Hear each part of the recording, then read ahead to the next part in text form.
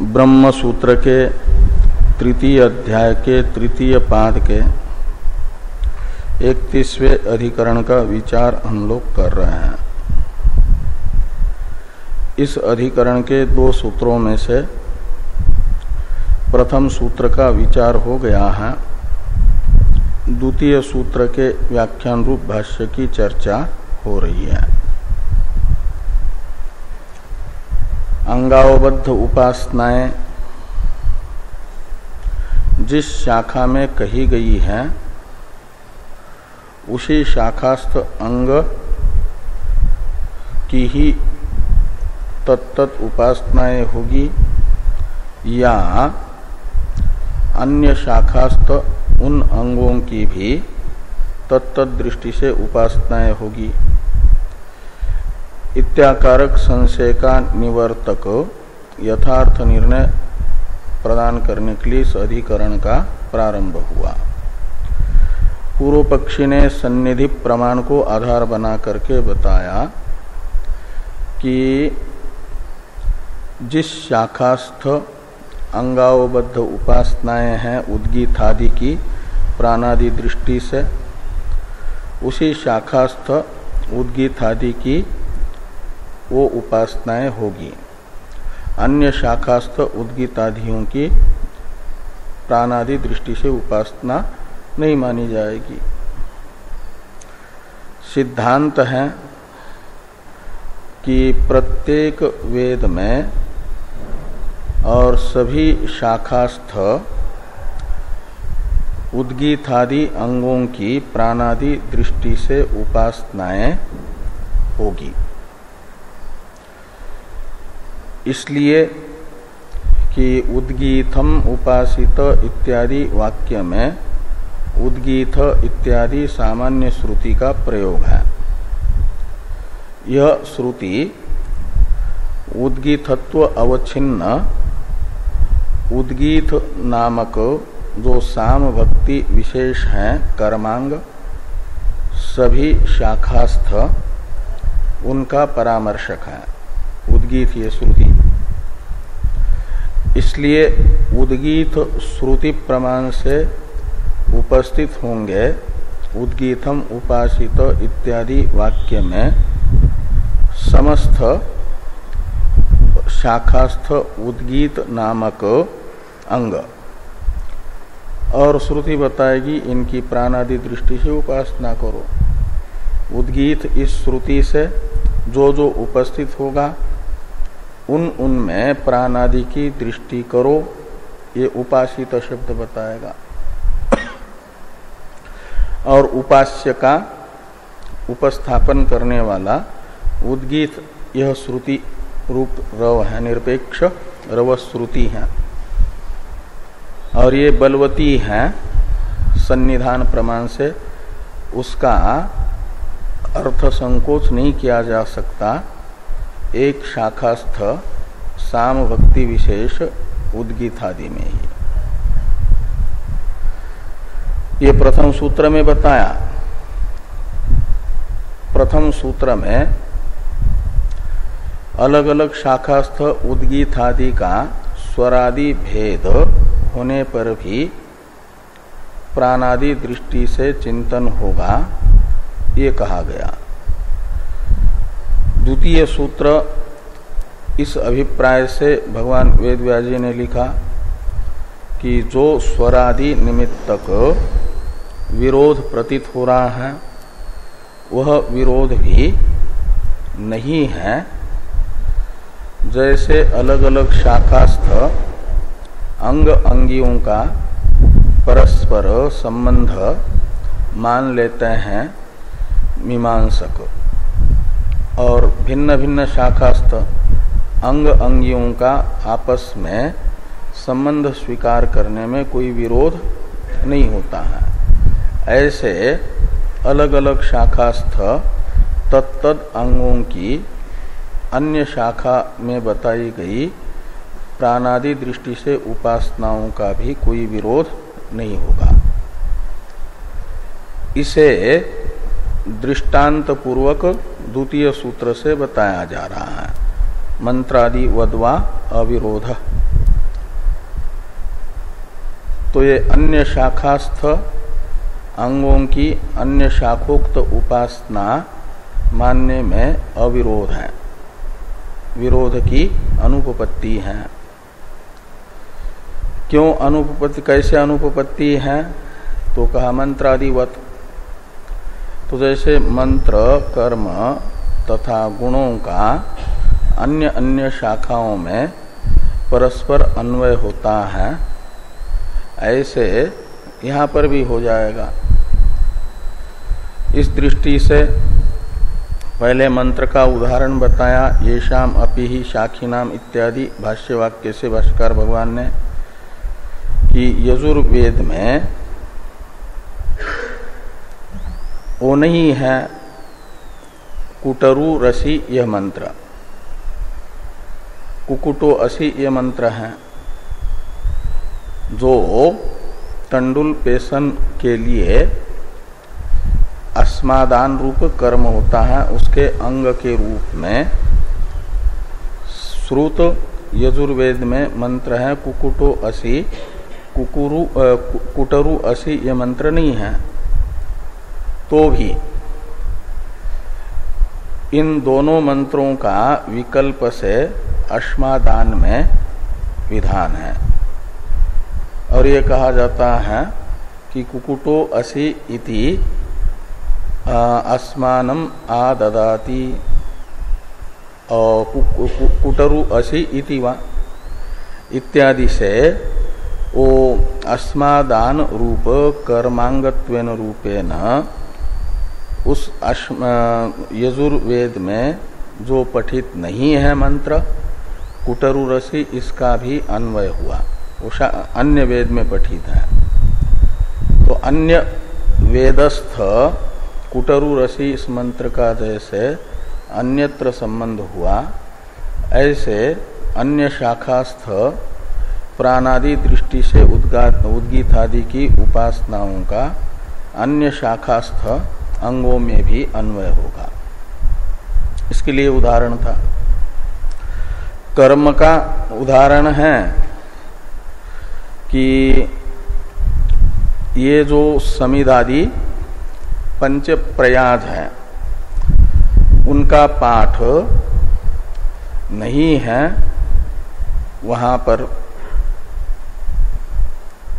कहाँ? मैत्रायणी शाखा में, लेकिन वहां पर भी मैत्रायणीय में भी पंच प्रयाज आदि का पाठ न होने पर भी पंच प्रयाजाओं के गुण, जो पंचत्व संख्या रूप गुण है, उसका कथन होने से जो प्रयाज नामक कर्म है उसका भी वहां पर अन्वय हुआ। गुणी का कथन देख करके, गुण का कथन देख करके गुणी का अन्य शाखा से अन्वय हुआ। इसका उदाहरण वो पंच प्रयाज आदियों का था। अब तथा येषाम अपि अजो इत्यादि वाक्य से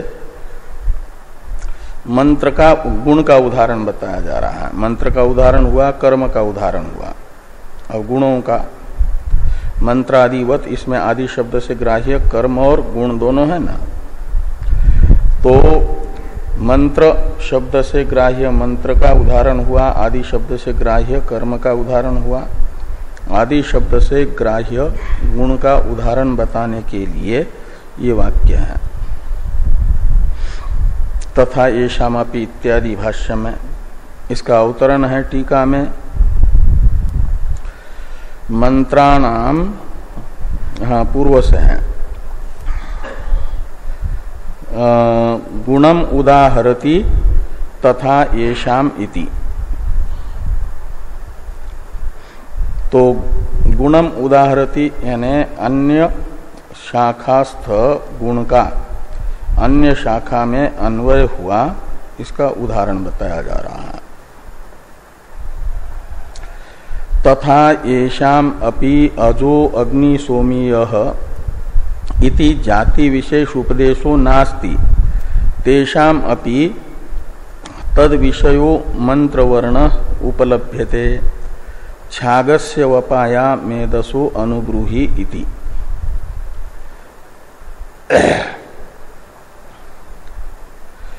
तो यजुर्वेद में ये जो अजो अग्नि सोमीय इस वाक्य में पठित अजत्व जाति को बताने वाला अज है, उसका पाठ नहीं है। वहां केवल अग्निशोमीय पशु की ही प्राप्ति है। अग्निशोमीय इतना ही है, अज शब्द का प्रयोग नहीं है। तो इति जाति विशेष उपदेशो नास्ति। अग्निशोमीय पशु का तो उपदेश है, लेकिन अजत्व जाति को बताने वाला जो अजह यह शब्द है वह यजुर्वेद में पठित नहीं है, केवल अग्निशोमीय ऐसा है। तो कहते हैं तेषाम अपि तद विषयो मंत्र वर्ण उपलभ्यते। तो तद विषय यानी जाति विशेष विषयक मंत्र का यजुर्वेद में भी पाठ है, लेकिन वो जाति विशेष वाला जो पशु है उसको बताने वाला अज शब्द का पाठ नहीं है, लेकिन तद विषयक मंत्र का पाठ है। उसे देख करके उस अजत्व जाति का पशु यजुर्वेद में अपठित होने पर भी उसे लिया जाता है। ये हुआ गुण का उदाहरण, अजत्व जाति गुण है, ये कह रहे हैं। थोड़ी टीका देखिए, टीकाकार और स्पष्ट करते हैं कि यजुर्वेदी नाम अग्निशोमीय पशु श्रुतो न अज इति। तो यजुर्वेद में अग्निशोमीय पशु का तो पाठ है, लेकिन वो अग्नि सोमीय का तो अर्थ होता है अग्नि और सोम देवताक पशु, उसे अग्निशोमीय पशु कहा जाता है। लेकिन वह पशु कौन से जाति का होगा ये नहीं कहा, खाली देवता मात्र बताई गई पशु की, अग्निशोम। लेकिन वो अग्निशोम देवता पशु अश्व हैं या वो अज हैं, ये सब नहीं बताया। तो इसलिए कहा कि यजुर्वेदी नाम अग्निशोमीय पशु श्रुतो न अज। तो अज ये जो जाति विशेष है पशु की वो नहीं सुनी गई। पशु की देवता तो सुनी गई, लेकिन जाति नहीं सुनी गई। तो तथापि प्रेष मंत्र लिंगात जाति विशेष संग्रह इत्यर्थ। तो भी जो ये प्रेष मंत्र है, ये सन्यास में प्रेष मंत्र होता है वो अलग, ये कर्म कांड का प्रेष मंत्र है कि छागस्य वपाया मेदसो अनुब्रूहि, जो भाष्य में दिया है ना, वो है प्रेष मंत्र। और उस प्रेष मंत्र में जो अर्थ प्रकाशन सामर्थ्य रूप लिंग है, उस लिंग प्रमाण से जाति विशेष गृहीत हो रही है। वो छाग शब्द का प्रयोग है ना, उससे वो जाति विशेष का ग्रहण हो रहा है।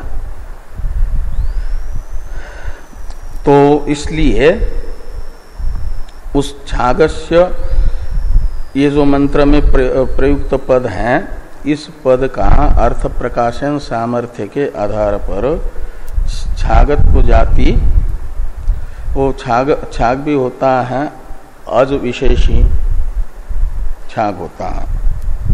इसलिए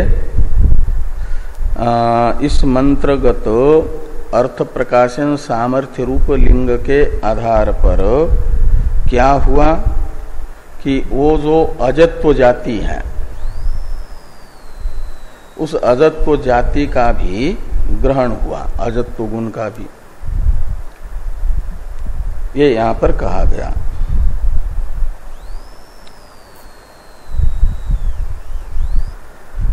जो अपठित जाति विशेष है, अश्रुत जाति विशेष है, उसका भी मंत्र सामर्थ्य से ग्रहण हुआ, मंत्रगत लिंग से ग्रहण हुआ। इसका ये उदाहरण हुआ।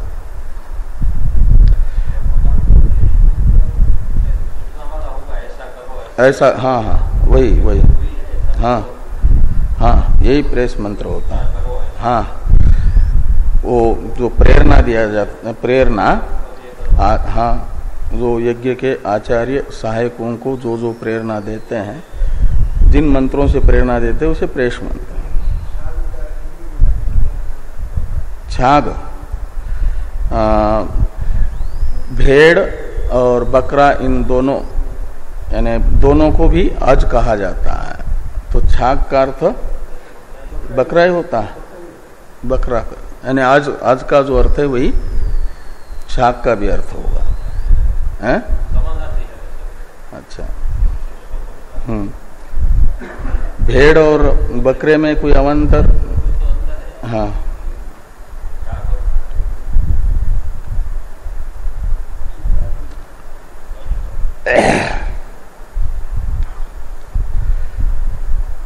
अब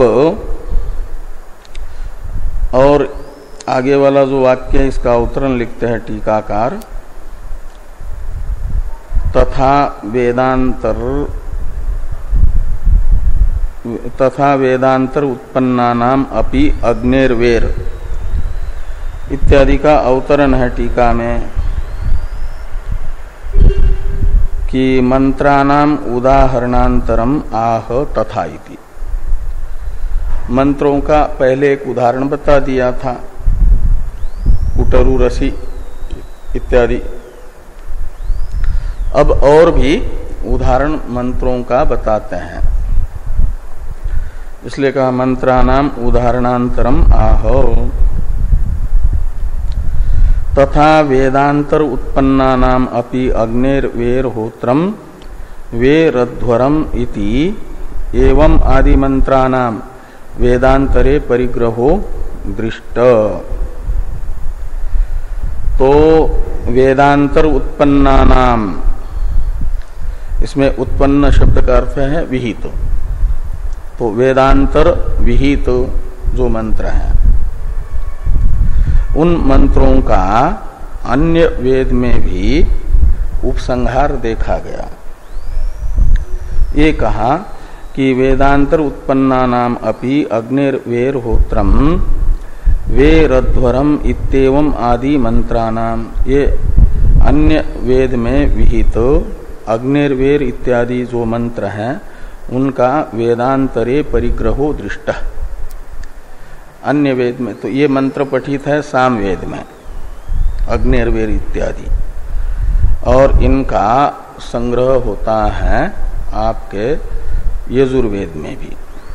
तो सामवेद अन्य वेद हुआ और उसमें पठित मंत्रों का यजुर्वेद में ग्रहण।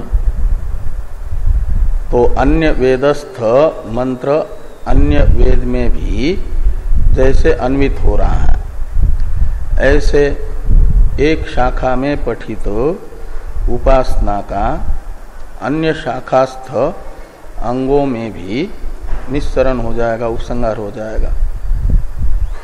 ये यहाँ पर दृष्टांत है। टीकाकार लिखते हैं वेदांतर उत्पन्नानाम इत्यादि का अर्थ कि साम वेदस्थानाम यजुर्वेदे परिग्रह इत्यर्थ। और उदाहरण है तथा बहुरीच पठितस्य सूक्तस्य यो जात एव प्रथमो मनस्वान इति अस्य अध्वर्यवे सजनीयम शस्यम इत्यत्र परिग्रहो दृष्टः। तो बहुरीच का अर्थ है ऋग्वेद। तो बहुरीच पठित मंत्र का अर्थ हुआ ऋग्वेद पठित जो मंत्र है उसका यजुर्वेद में ग्रहण है। तो अन्य वेद में विहित मंत्र का अन्य वेद में उपसंहार। इसका एक उदाहरण वो हुआ सामवेदस्थ अग्निर्वेद यह मंत्र यजुर्वेद में गृहीत हुआ। ऐसे ऋग्वेद में पठित मंत्र का भी यजुर्वेद में ग्रहण होता है। इसका उदाहरण ये है तथा बहुरीच पठितस्य सूक्तस्य यो जात एव प्रथमो मनस्वान् इत्यस्य अध्वर्यवे सजनीयम शस्यम इत्यत्र परिग्रहो दृष्ट।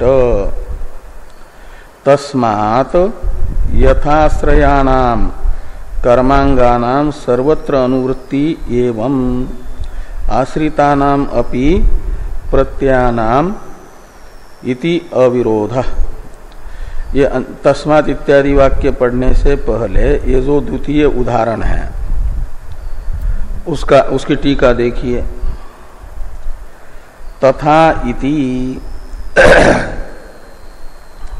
ये जो तथा बहुरीच पठितस्य इत्यादि में जो तथा आया है उस तथा को तथा इति इससे कहा गया।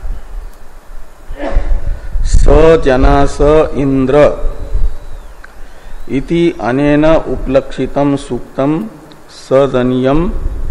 तो वहां पर आया ना अध्वर्यवे सजनीयम शस्यम। अध्वर्यवे यानी अध्वर्यु के द्वारा किया जाने वाला जो कर्म यानी यजुर्वेद विहित जो कर्म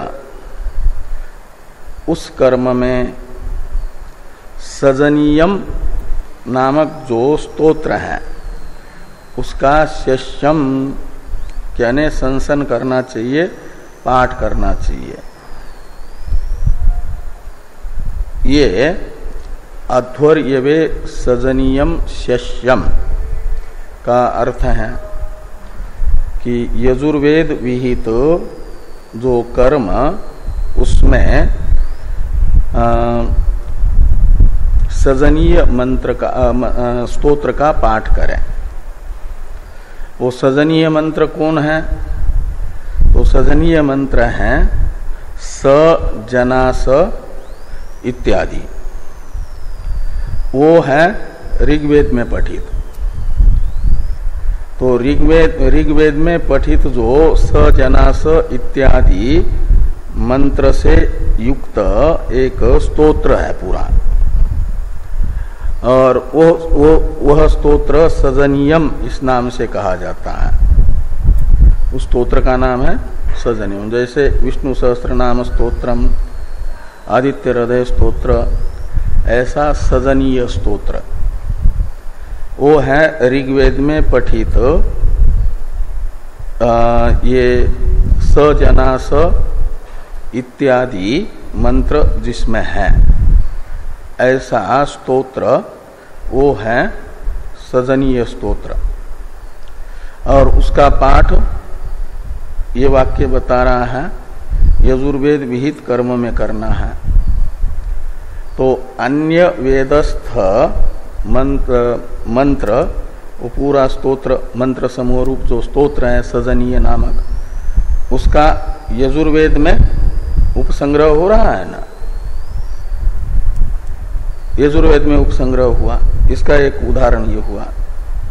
अब इसमें जो यो जात एव प्रथमो मनस्वान इत्यादि मंत्र है यजुर्वेद में पठित सजनीय स्तोत्र का एक अंश मंत्र।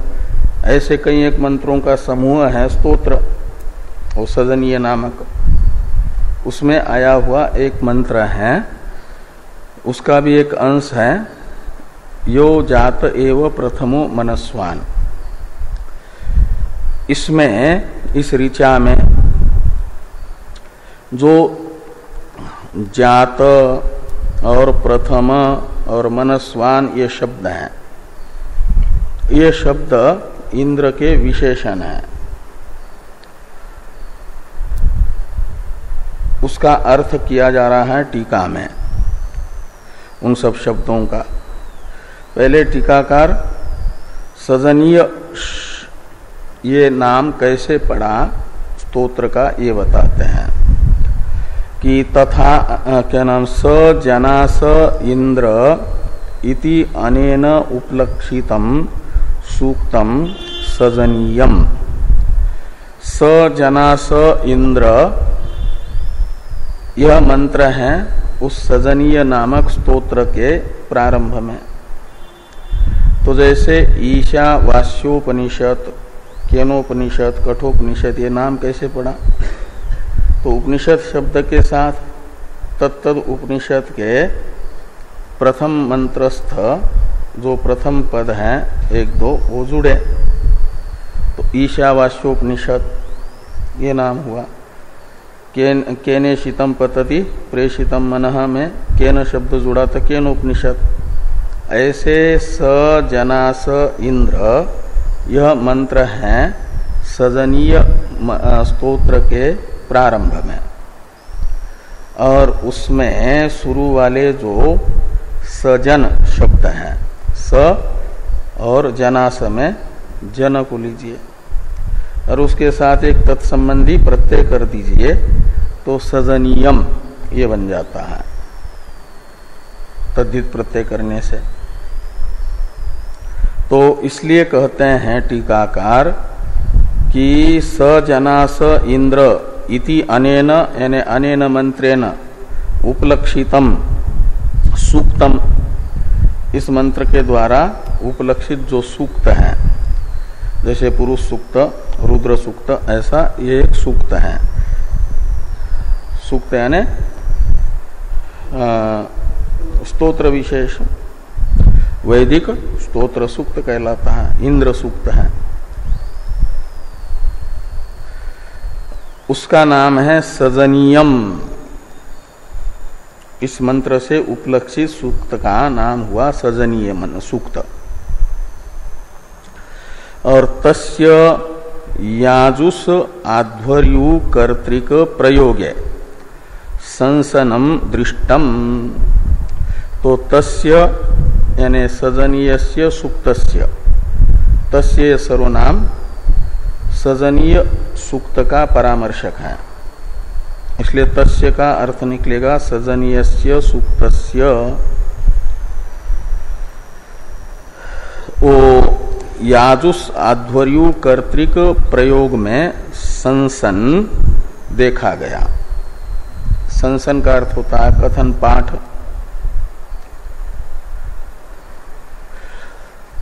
और वो याजुस ये जो प्रयोग का विशेषण है, यजुर्वेद विहित प्रयोग याजुस प्रयोग हुआ वो।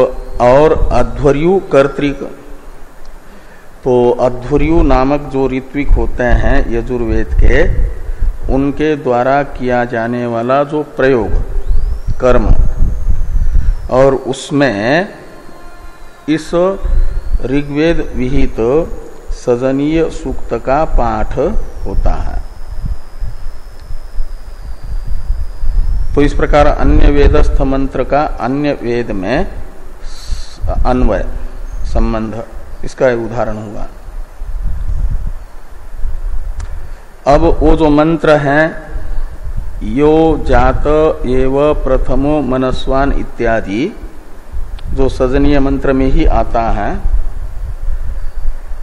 शुरू में तो आया इंद्र एक, स जनासो इंद्र इत्यादि, उसमें इंद्र की विशेषता बताने वाला ये द्वितीय मंत्र में ये है कि यो जनास यो जात एव प्रथमो मनस्वान।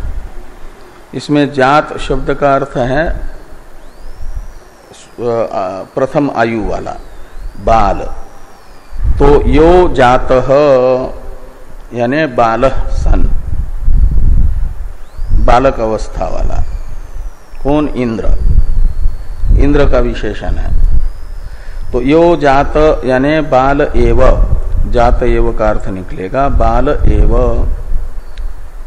और प्रथम शब्द का अर्थ करते हैं गुणई ही श्रेष्ठ।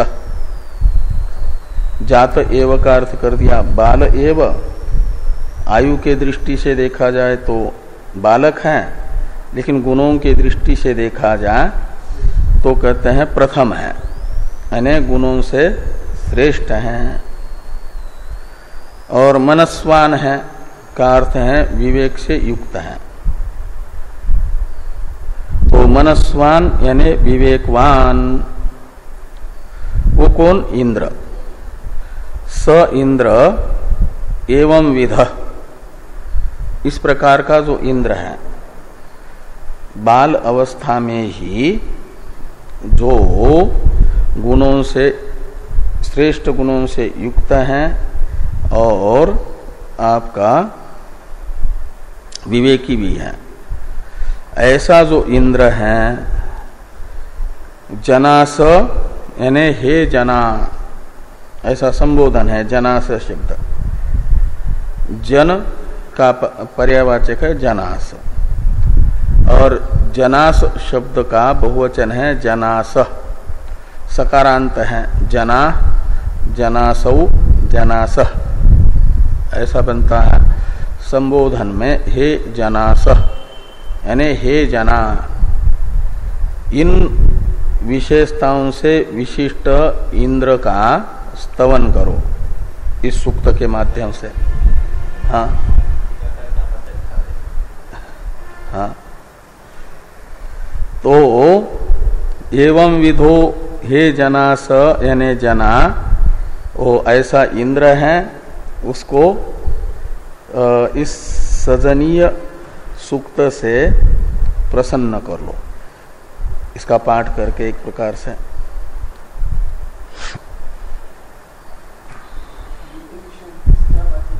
क्या? कौन सा?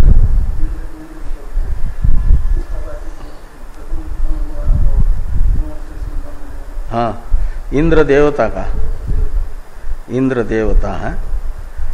और इंद्र देवता की विशेषता बताई कि वो बाल अवस्था, बाल होता हुआ भी, बालक होता हुआ भी कैसा है कि विवेकी है और गुणों से श्रेष्ठ हैं।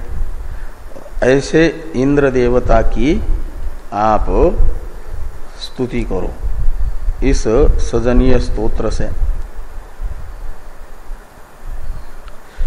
उपसंहार वाक्य है तस्मात् यथा आश्रयाणाम कर्मांगानाम सर्वत्र अनुवृत्ति ही एवं आश्रितानाम अपि प्रत्ययानाम इति अविरोध। तो जैसे यानी प्रत्यय कहते हैं दृष्टि को, और आलंबन है अंग, उन्हें कहा जाता है आश्रय, आलंबन को। जिसमें दृष्टि की जाती है वह प्रतीक है आलंबन, वो है आश्रय। जैसे शालिग्राम में विष्णु दृष्टि की जाती है तो विष्णु दृष्टि का आलंबन हुआ, आश्रय हुआ शालिग्राम। नर्मदा जी के कंकड़ में शिव दृष्टि करते हैं तो वह नर्मदेश्वर हुआ आश्रय, और शिव दृष्टि उसमें आश्रित हुई, की जा रही है। तो ऐसे ही ये जो कर्मांग हैं उद्गीत आदि, ये हैं शालिग्राम नर्मदेश्वर जैसे प्रतीक, वे हैं दृष्टि के आलंबन आश्रय, उनमें प्राणादि दृष्टि की जाएगी। और जिनमें प्राणादि दृष्टि की जा रही है उनको कहा जा रहा है आश्रय, और की जाने वाली दृष्टि को कहा जा रहा है आश्रित। विष्णु दृष्टि है आश्रित, शालिग्राम है आश्रय। ऐसे उद्गीत आदि हैं आश्रय और प्राणादि दृष्टि है आश्रित। हाँ, प्रतीक, आश्रय को प्रतीक कहते हैं। हाँ, क्या कह रहे हैं आप? हाँ हाँ, वहां शुरू में ओंकार है, लेकिन जो समस्त साम की उपासना आती है लोकादि दृष्टि से, तो वहां उद्गीत शब्द से वो साम का अवयव पूरा जो उद्गीत है वो लेना है। तो द्वितीय अध्याय में जो समस्त साम पांचभक्तिक साप्त भक्तिक की लोकादि दृष्टि से उपासना बताई, वहां पर उद्गीत शब्द का अर्थ ओंकार मात्र नहीं अपितु वो अवयव, जैसे प्रस्तावादि अवयव है। हाँ हाँ, हिंकार प्रतिहार निधन आदि, ऐसे वहां उद्गीत का अर्थ उद्गीत ही पूरा अवयव। हाँ, और शुरू में पहले अध्याय में वो उद्गीत ओंकार है, इसलिए कि वहां पर उद्गीत का समानाधिकरण ओम ये पद है। ओम इति एतद अक्षरम उद्गीतम कहा है, वहां वो नहीं जाता है, केवल उद्गीतम है।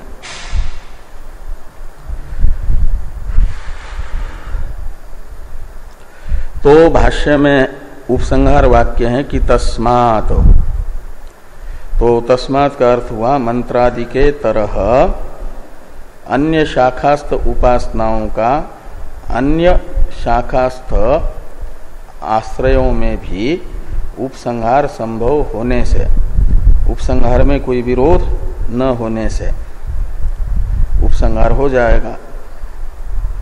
इस अभिप्राय से यथा आश्रयानाम कर्मांगानाम सर्वत्र अनुवृत्ति, आश्रयभूत कर्मांगों की जैसे सर्वत्र अनुवृत्ति होती है मंत्र गुणादि की, ऐसे कहते एवं आश्रितानाम अपि प्रत्ययानाम, आश्रित जो प्रत्यय हैं उद्गीतादि अंगों में जो प्राणादि दृष्टि की जा रही है वे हैं आश्रित प्रत्यय, और उन प्रत्ययों की भी सर्वत्र अनुवृत्ति होती है इति अविरोधा, इसमें इसलिए कोई विरोध नहीं है। इस प्रकार ये 31वें अधिकरण का विचार संपन्न होता है। 32वें अधिकरण के संक्षिप्त स्वरूप को बताने वाले दोनों श्लोकों का पहले हम लोग उच्चारण कर लें, फिर अर्थानुसंधान करते हैं। ध्येयो वैश्वानरोपि, ध्येयो वैश्वान क्या ध्येयो वैश्वानरांसोऽपि ध्यातव्य कृष्ण एव वा,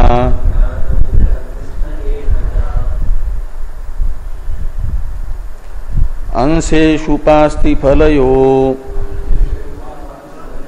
रुक्ते अस्त्यंसधीरपि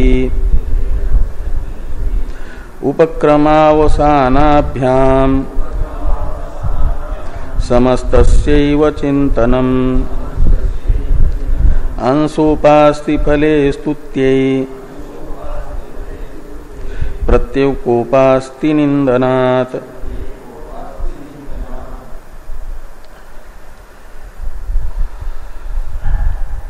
तो ध्येयो वैश्वानरांश अंशः अपि ध्यातव्य कृष्ण एव वा, ये विषय तथा संशय को बताया गया। छांदोग्य उपनिषद में तथा बृहदारण्यक में वैश्वानर विद्या आती है ना, तो वो जो वैश्वानर विद्या है वो है यहाँ पर विषय। पूर्वाधिकरण में विषय थी कर्मांग अवबद्ध उपासनाएं, यहाँ विषय है वैश्वानर विद्या। और वैश्वानर विद्या को विषय बना करके ये संशय बताया जा रहा है कि वहां पर समस्त वैश्वानर उपासना भी वैश्वानर विद्या के प्रकरण में श्रुत है और व्यस्त उपासना भी श्रुत है। एक एक वैश्वानर के अंगों की भी समस्त वैश्वानर के दृष्टि से उपासना उसे व्यस्त उपासना कहा जाता है। प्राचीन शालादि जो 5 ऋषि बैठे विचार करने के लिए पहले कि कौन आत्मा किम ब्रह्म इति, ऐसा कि हमारी आत्मा कौन है और ब्रह्म क्या है, ऐसा तो उनको निर्धारण नहीं हो पाया वैश्वानर आत्मा के वास्तविक स्वरूप का। तो प्राचीन शाल आदि 5 ऋषियों ने निर्धारण कर लिया कि हम लोग उपास्य वैश्वानर आत्मा का कहो या ब्रह्म का कहो, उपास्य ब्रह्म का निर्धारण नहीं कर पा रहे हैं। तो उस समय उनके आसपास ही प्रसिद्ध विद्वान के रूप में, शिष्ट के रूप में उद्दालक जी हैं। तो कहा उद्दालक जी के पास चलते हैं और अपना जो विचारणीय विषय है उस पर विचार उनका सुनते हैं और उनसे निर्धारण कर लेते हैं।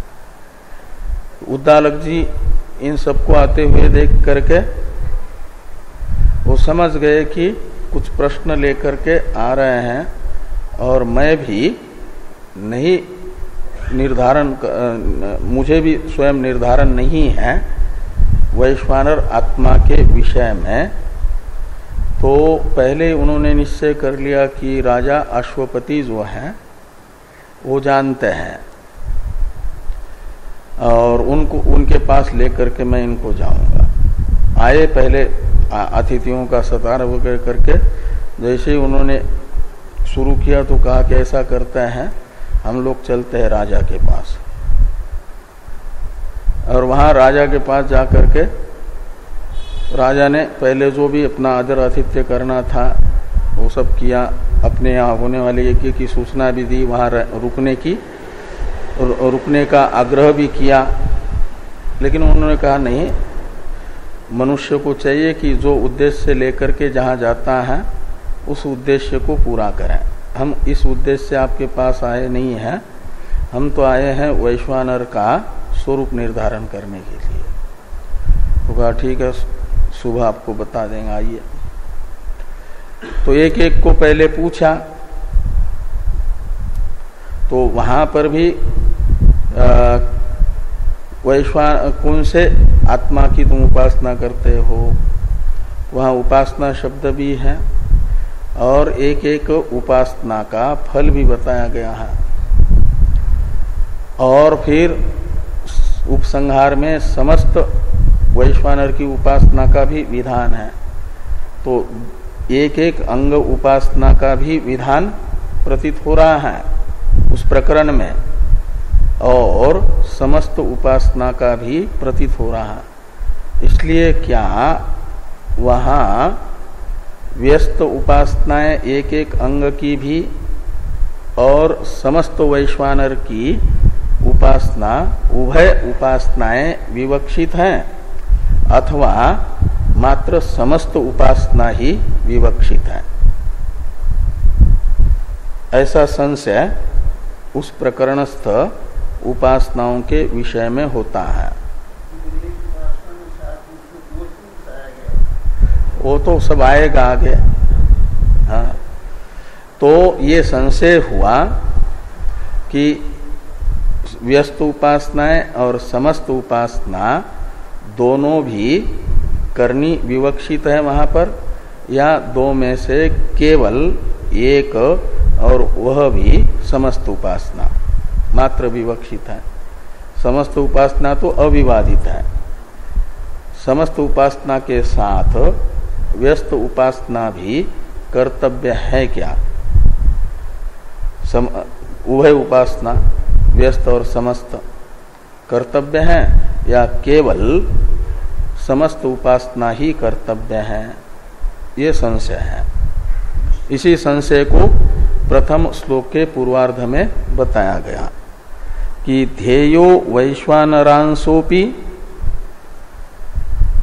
कृष्ण एव वा ध्यातव्य। तो वैश्वानर अंश यानी वैश्वानर के जो एक एक अंग है, मूर्धा यानी दिवलोक की ही वैश्वानर, समस्त वैश्वानर के रूप में उपासना प्राचीन काल करते हैं ना। ऐसे वो 6 ऋषियों में से हर एक ऋषि वैश्वानर के जो 6 अलग अलग अंग हैं, उन 6 अलग अलग अंगों की ही समस्त वैश्वानर समझ करके उपासना कर रहे थे। इसलिए कहा कि वैश्वानर अंश शब्द से लेना वो अलग अलग 6 जो अंग हैं वैश्वानर के, राजा के पास पहुंचने से पहले जिसे यह पूरा वैश्वानर समझ रहे हैं एक एक अंग को, वह अंश, हाँ, मूर्धादि, मूर्धा, चक्षु, प्राण, शरीर का मध्य, बस्ती और पैर, ये हैं 6 अंग। इनमें से एक एक को ही पूरा का पूरा वैश्वानर समझ करके चिंतन करना, ये हुआ व्यस्त उपासना, वैश्वानर अंश। क्या वो भी ध्येय है? और अपि शब्द बता रहा है समस्त तो ध्येय है ही है, तो समस्त उपासना के साथ ये जो व्यस्त उपासना है, क्या वो दोनों भी करनी चाहिए? व्यस्त समस्त उभय उपासना करनी चाहिए? अथवा वा का अर्थ है अथवा कृष्ण एव ध्यातव्य, तो कृष्ण यानी समस्त जो वैश्वानर है उसी का ये 6 अवयव जिसके हैं, ऐसा अवयवी जो वैश्वानर, उसी का चिंतन करना चाहिए। अवयवकार व्यावर्तक है अंशों का, वैश्वानर अंशों की उपासना का व्यावर्तक है एवकार, और केवल अंश की उपासना, अंशों की नहीं। ये संशय होने पर प्रथम कोटि है पूर्व पक्ष की। पूर्व पक्षी अपनी प्रतिज्ञा करते हैं उत्तरार्ध में अंतिम पाद में, जो अंतिम 2 पद हैं, अंशधीरपि। अंशधीरपि, इसमें अंश शब्द से लेना वैश्वानर के जो मूर्धादि एक एक अंश है, अंग है, उन अंगों की धी यानी उपासना भी वहां पर कर्तव्य है। और अपि शब्द बताएगा समस्त उपासना तो है ही है, तो अंश उपासना तथा समस्त उपासना उभय उपासना विवक्षित है। ये अंशधीरपि से पूर्व पक्षी ने प्रतिज्ञा की। इसमें हेतु बताते हैं अंशेषु उपास्ति फलयोहो उक्ते। ये जो 3 पद हैं ये पूर्व पक्ष की प्रतिज्ञा के साधक हैं। अंशेषु यानी मूर्धादि जो वैश्वानर का एक एक अंग है, और उन एक एक अंगों के विषय में भी किम त्वम वैश्वानरम आत्मानम उपास्ये इत्यादि में उपास्य ये क्रियापद का प्रयोग है, इसे आख्यात कहा जाता है संस्कृत में। और एक एक का फल भी बताया है। प्राचीन काल ने कहा कि मैं मूर्धा जो दिवलोक है उसी का चिंतन करता हूं वैश्वानर के रूप में। तो राजा ने कहा कि इसीलिए तो तुम्हारे यहाँ सूत प्रसूत आसूत नामक जो कर्म है वैदिक वो होते रहते हैं। ये फल बताया एक प्रकार से। तो उपास्ति शब्द का भी प्रयोग है, और एक मूर्धा रूप अंग की उपासना का जो फल है वैदिक कर्म का हमेशा होते रहना उनके यहाँ, ये फल भी बताया गया एक प्रकार से, हमेशा शुभ कार्यों का होता रहना। ये फल कथन तथा उपास्ते इस आख्यात का प्रयोग ये ज्ञापन करता है कि अंग उपासना भी विवक्षित है। और अपि शब्द बताएगा समस्त उपासना तो विवक्षित है ही है, क्योंकि वहां पर भी उपास्ति शब्द का प्रयोग है और उसका फल भी बताया है। वैश्वानर उपासना का फल वैश्वानर का सायुज्य पूर्वक क्रम मुक्ति, वो क्रम मुक्ति की साधनभूत उपासना है अंग्र उपासना। ये समस्त उपासना का फल तो है ही है। तो समस्त उपासना के फल के तरह अंगों की उपासना का भी फल कथन होने से और अंगों की उपासना के प्रकरण में भी उपास्य ऐसा शब्द प्रयोग होने से माना जाएगा कि समस्त उपासना के तरह व्यस्त उपासना भी अपेक्षित है। दूसरे श्लोक से सिद्धांत बताया जा रहा है। इस प्रकार का पूर्व पक्ष प्राप्त होने पर ये कहते हैं उपक्रमावसानाभ्याम समस्तस्यैव चिंतनम। समस्तस्यैव चिंतनम यह सिद्धांति की प्रतिज्ञा है। समस्तस्य वैश्वानरस्य एव चिंतनम, वैश्वानर के एक एक अंग चिंतन का व्यावर्तक है एवकार व्यस्त उपासना का। और ये बता रहा है कि अवयवी जो वैश्वानर है अंशी, उसी की उपासना विवक्षित है। ये प्रतिज्ञा हुई। समस्त उपासना के ही विवक्षा में हेतु बताया गया उपक्रम अवसानाभ्याम, यानी उपक्रम उपसंहार। अवसान का अर्थ होता है उपसंहार। तो उपक्रम में प्राचीन शालादियों ने जो विचार का विषय रखा जिस वाक्य से, वहां पर कौन आत्मा किम ब्रह्म, इससे ब्रह्म का कोई एक एक अंश का विचार करेंगे, ऐसा विचारणीय विषय नहीं। समस्त आत्म विषयक वैश्वानर आत्म विषयक विचार इस वाक्य से श्रुत है। और उनको निर्धारण नहीं हुआ। किसी ने कहा कि मूर्धा ही वो वैश्वानर है, दिवलोक ही, तो किसी ने कहा कि सूर्य ही वैश्वानर है, तो किसी ने कहा कि वायु ही वैश्वानर है, किसी ने कहा आकाश ही वैश्वानर है, किसी ने कहा ये समुद्र ही वैश्वानर है, तो किसी ने कहा पृथ्वी ही वैश्वानर है। यानी वैश्वानर के एक एक अंग को ही समस्त वैश्वानर बताया। निर्धारण नहीं हो पाया, इसलिए उद्दालक जी के पास गए। उद्दालक जी राजा के पास ले आए हैं। ये जो उपक्रम में आत्मा और ब्रह्म शब्द से बताया गया जो उपास्य, उसके स्वरूप का निर्धारण नहीं हुआ का अर्थ है कि वहां समस्त स्वरूप का निर्धारण नहीं हुआ और वही उपास्य है। ये उपक्रम से अवगत होता है। और उपसंहार में तस्य हवा एतस्य वैश्वानरस्य मूर्धैव सुतेजा चक्षु विश्वरूप इत्यादि से ये बताया गया कि समस्त जो वैश्वानर है वह उपास्य है। और उसकी उपासना का फल भी बताया है कि वह समस्त लोकों में और सर्वात्मा हो करके भोजन करता है। मतलब सर्वात्म भाव की प्राप्ति उसे होती है। उसका ये नहीं कि मृत्यु लोक में मात्र अस्तित्व है।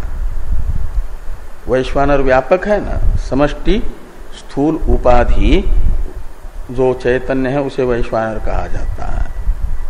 और उस वैश्वानर की उपाधि का चिंतन कर रहा है मय के रूप में, तो माना जाएगा कि वह भी समष्टि उपाधि वाला होता है। उसका जब वैश्वानर चिंतन परिपक्व होता है तो इस वेष्टि कार्यक्रम संघात से आत्माभिमान निवृत्त होकर के समष्टि वैश्वानर की जो उपाधि है वह उसकी अहंता का आलम्बन बनता है।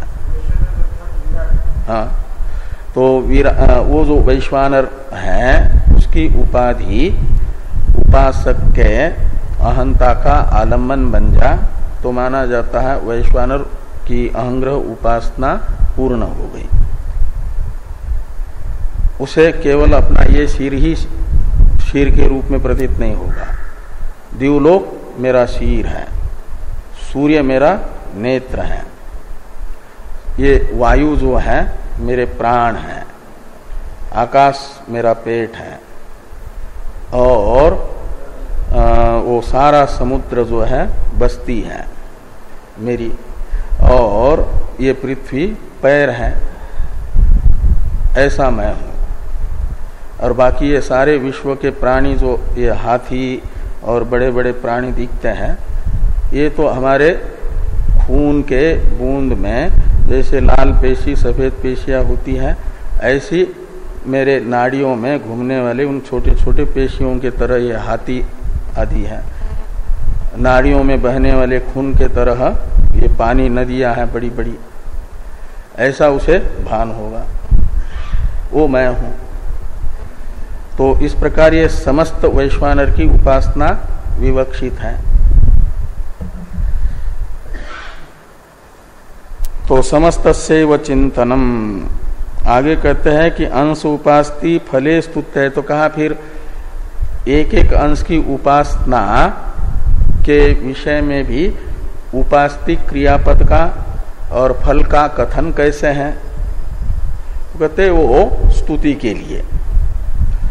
समस्त वैश्वानर की उपासना जो विधेय है वहां पर, उसकी स्तुति के लिए ये अंग की उपासना तथा उसका यत् किंचित फल बताया। जिसकी अंग की उपासना भी ऐसे फलवती है, तो समस्त की उपासना कैसे महान होगी, ऐसा उसका प्राशस्त्य ज्ञापित होता है।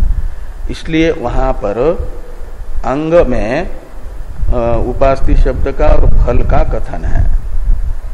वहां अंग उपासना विवक्षित नहीं है, विधेय नहीं है, क्योंकि प्रकरण में जो विधेय होता है उसी की स्तुति होती है, और जो जिससे प्रकरण अपने अधिकारी को हटाना चाहता है उसकी निंदा करता है। तो वैश्वानर उपासना के प्रकरण में समस्त वैश्वानर की तो प्रशंसा है वैश्वानर उपासना की, और व्यस्त उपासना की निंदा है।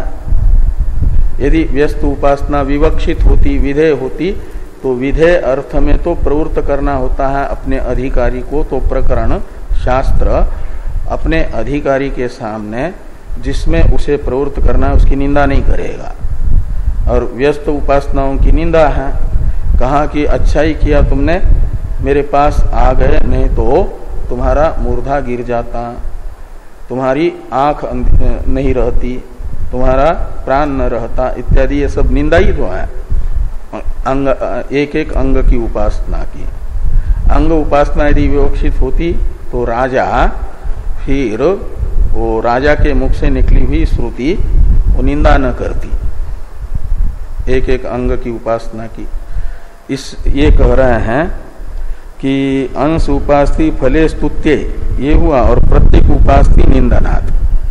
तो एक एक अंग की उपासना, प्रत्येक शब्द से लेना अंग को, और प्रत्येक उपास्ति का अर्थ हुआ व्यस्त उपासना। एक एक अंग की उपासना वह विवक्षित नहीं है। क्यों विवक्षित नहीं है? तो उसकी निंदा की गई, इसलिए विवक्षित अर्थ की निंदा नहीं होती। सूत्र तथा भाष्य को हम लोग कल देखेंगे। ओम पूर्णमदः पूर्णमिदं पूर्ण